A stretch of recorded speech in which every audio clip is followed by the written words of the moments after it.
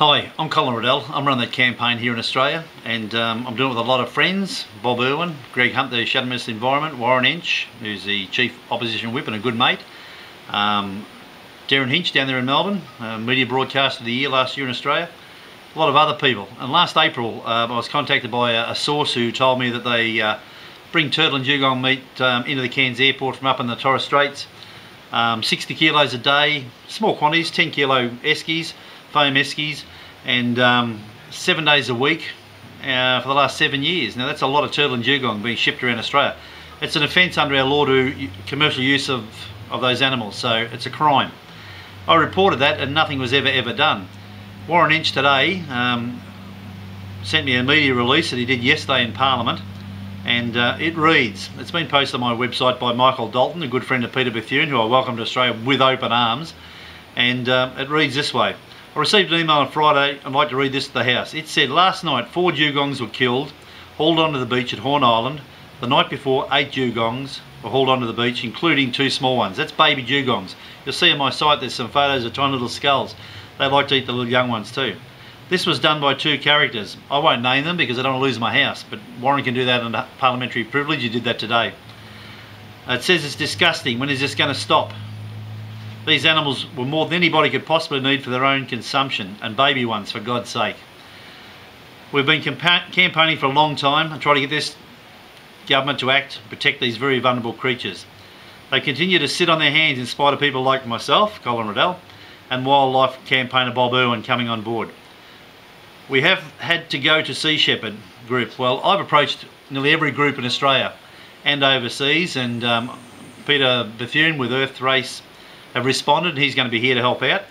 Sea Shepherd have indicated that they're taking it on board and they'll have a look at it, and who knows, maybe they'll arrive too. But at the immediate moment, Peter Bethune's coming and I welcome you with open arms. He also went on to say that we have Peter Bethune coming up here into the region on March 31st in the hope that we can bring some common sense to this. Well, with his international profile it will help. It'll help immensely. He said that he has evidence of up to 100 sea turtles being slaughtered in one hit and being sold into the markets in Papua New Guinea. I have contacted the Department of Environment and Resource Management, and the only response I get from them is this: we will have a look at it, but he's being taken for cultural purposes and there's nothing we can do. Warren went on to say, I can tell you if they continue to adopt this sort of attitude, there'll certainly be nothing we can do, because there'll be no more turtles and dugongs left in this region.